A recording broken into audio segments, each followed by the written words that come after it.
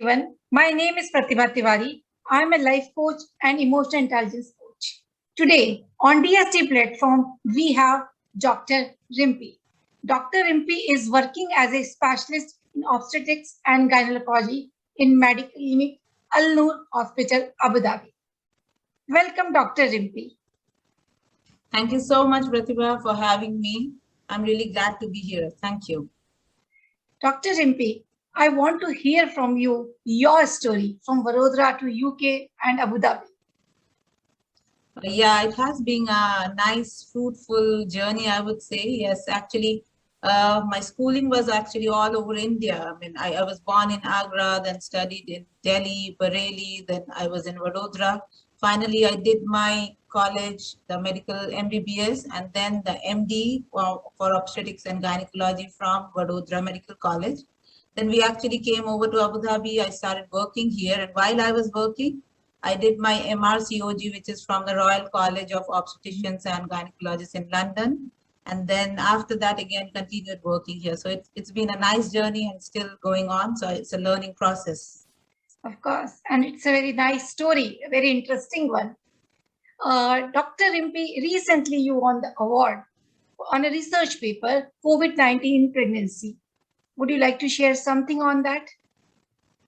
Yeah, of course. Thank you so much. Actually, yeah, this is something which Mediclinic group of hospitals, they do every year. We have a research program where all the doctors are encouraged to do some research. So COVID-19 being the hot topic this year.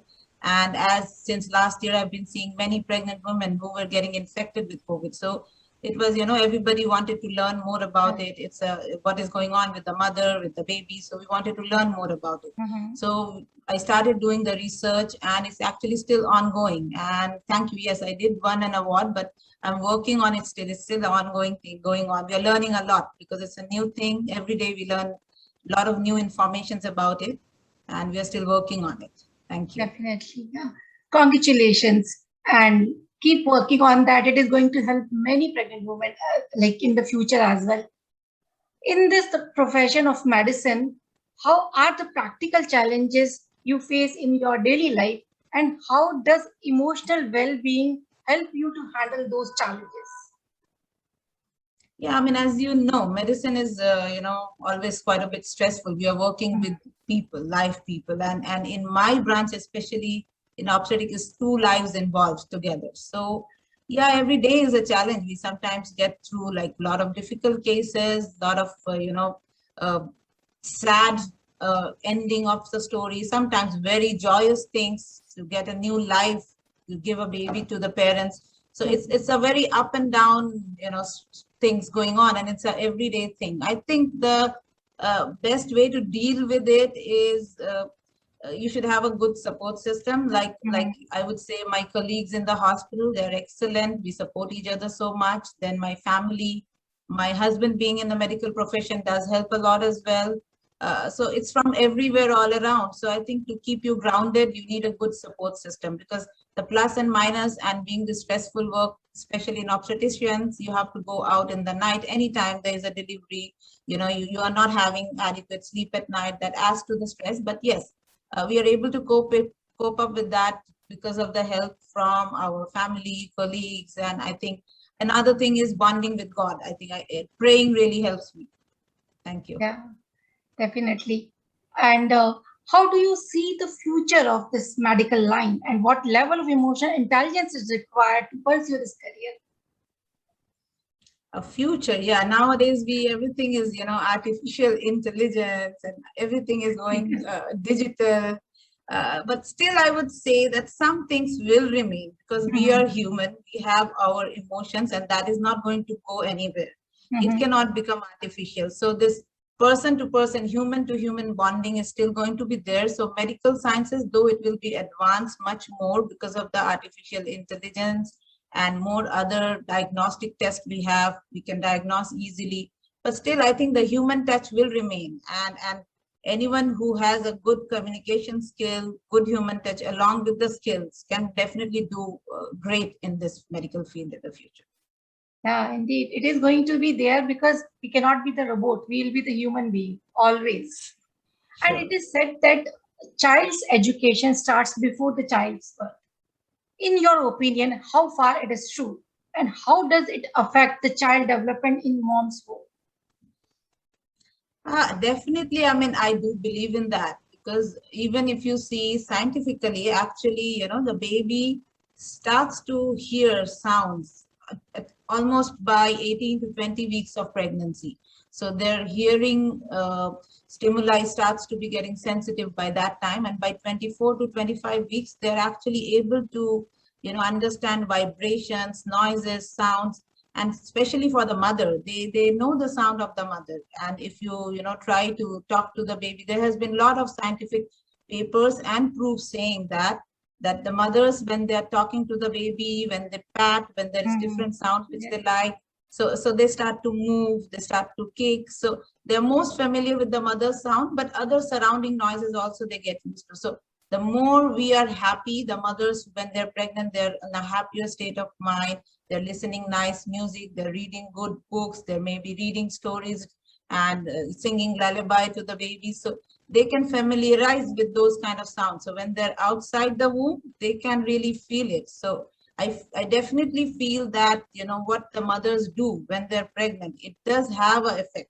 So the more positive you are, the more positive effect you're giving to the baby. So I do believe in that, and it's scientifically proven as well.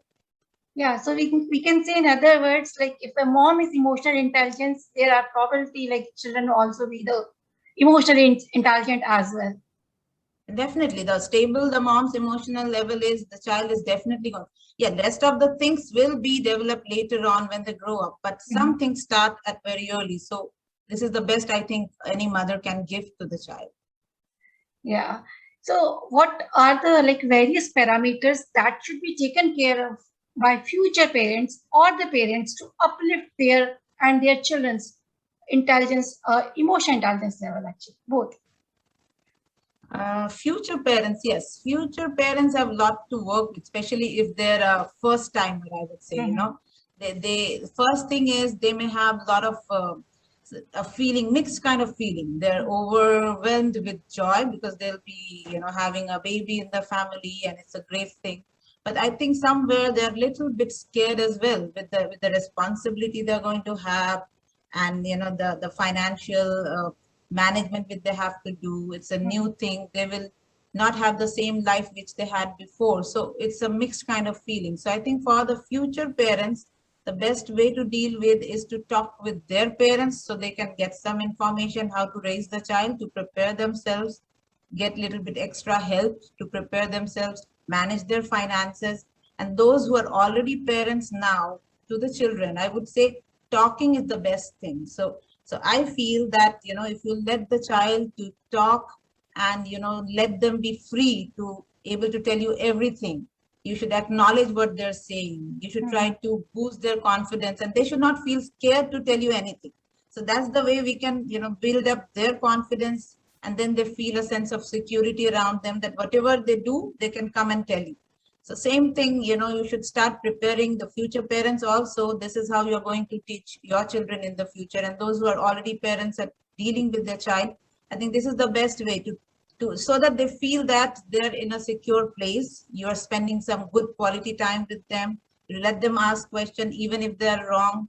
You tell them that this is fine, but at least come and talk to us. So that is, I think, a good way to start and learn things and make them learn also. So understanding communication system is very important to and express your emotions as well and makes others like to express their feelings and emotions. Correct. Totally. You might have felt like no, it's not possible now, or maybe you might be feeling very low. So how did you cope up at that moment? How did you bring that motivation, enthusiasm at the to bring up your mental level up during that time? How did you do? Yeah, I have gone through like some really stressful and depressing events also, so because when as an obstetrician you're seeing a pregnant woman for over a period of 9 months, you really get attached to the person. You know them so well. You're seeing them every 2 weeks. You are really bonding with them, and something untowards happened, which is beyond human control, and then that lingers in your mind. But I think I could cope up because I've gone through certain duration of those kind of cases. So I could cope up. One case I remember very well, that though the parents were devastated, I was totally so depressed and stressed out, but I supported them, and they showed so much of trust in me that it really helped. So it's, I think, the mutual trust which brings it up. So if you are, having a trust, the patients trust you, you trust what have you done is right, and then there is mutual trust. So I could overcome that because they really trusted me. And then the next year, I gave them a healthy baby next time. And it was because of the trust they kept on me, and I could go on.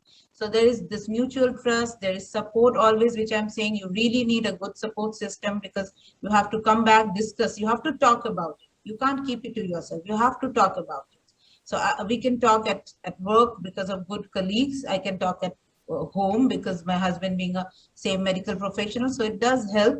So talking really helps. And the most important is your patients giving you full trust. That is very important. Then you can do the best for them. So I think trusting each other is very, very important. And I could cope up because of that. Yeah. So in other words, we can say trust is the one of the best medicine. Exactly. So since your job is to help people, and many people want to want to leave an impact to others' lives, but what route or what method you adopt to select whom you can help, because we cannot help each and everyone. True. That's true. So I would say, Pratibha, you are helping, in a big deal. So everybody has their own way of helping. So what you are doing is going to help many people. So you should.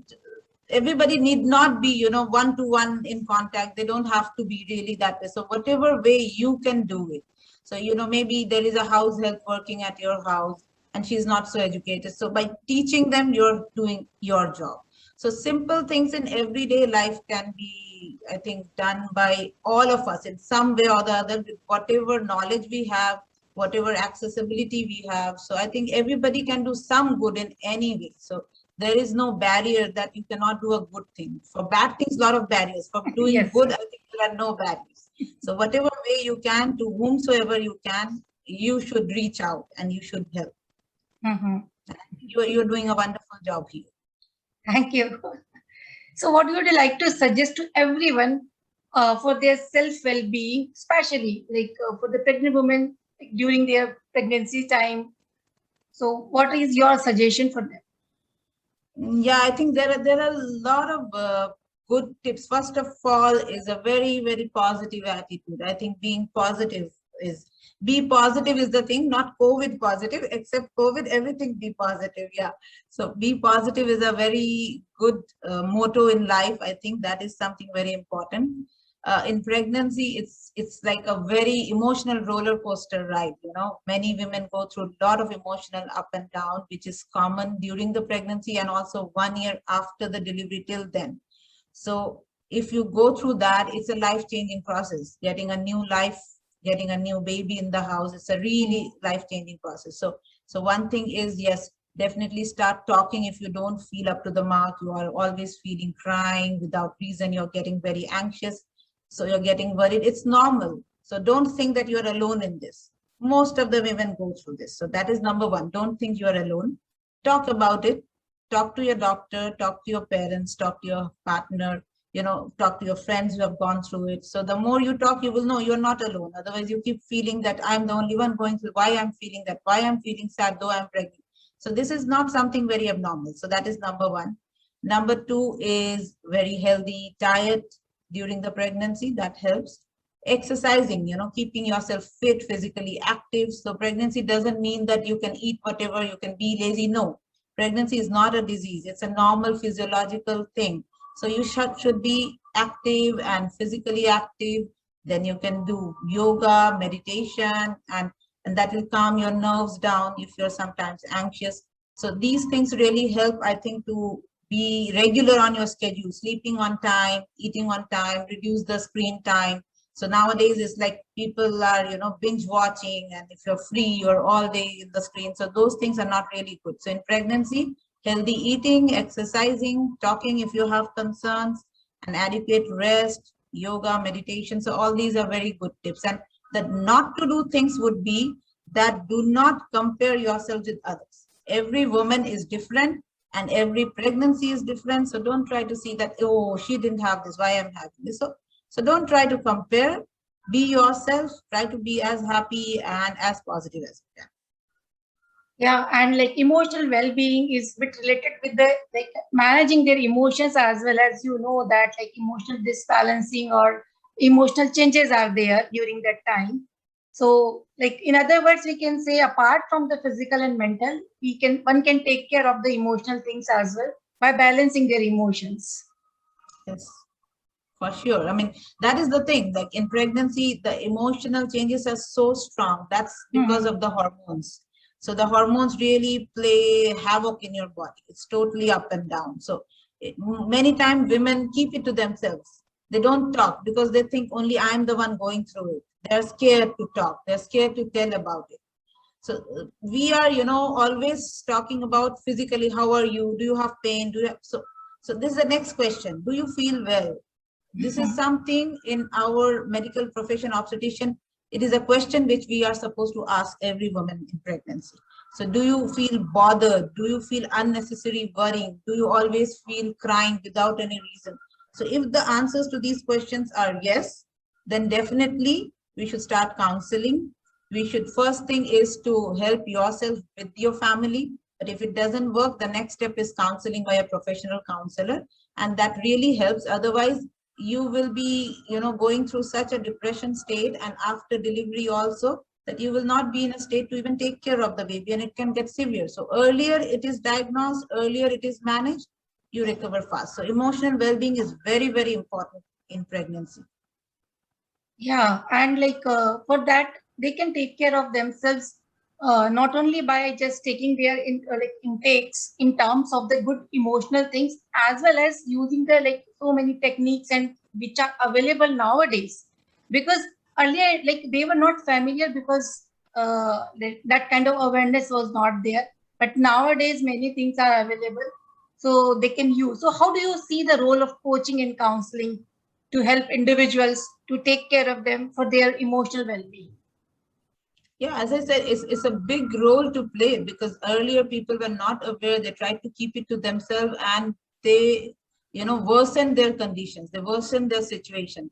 So now, because they have access in so many ways, it's online. You can speak to coaching people, counselors. You can go and see help. So once you are aware about it, that something is not going right, I'm not okay, I'm not feeling well, so you should definitely go and seek help. And I think counseling and coaching, emotional coaches, they really do a great job, because it's a big support to people who are going through these kind of life-changing emotional changes during pregnancy, after pregnancy, during some illnesses, diseases. So they definitely need. And now people are living in nuclear families. They're not in joint families. So they're away from their loved ones. And especially during this pandemic, people could not travel. I saw so many couples, delivering babies on their own. They are only two. Their parents cannot come. Their mother cannot come. They're so scared. So we are the only one in the hospital supporting, or their coach or their counselor. So these times are even important for an emotional coach to help them, I think. Yeah, so this is going to help not only them for like, I mean, it is helpful for their babies as well, isn't it? Yes, of Yeah. course, yes. Yeah. So what will be your powerful message from DSD platform? The message would be, I think, be aware of what you're going through.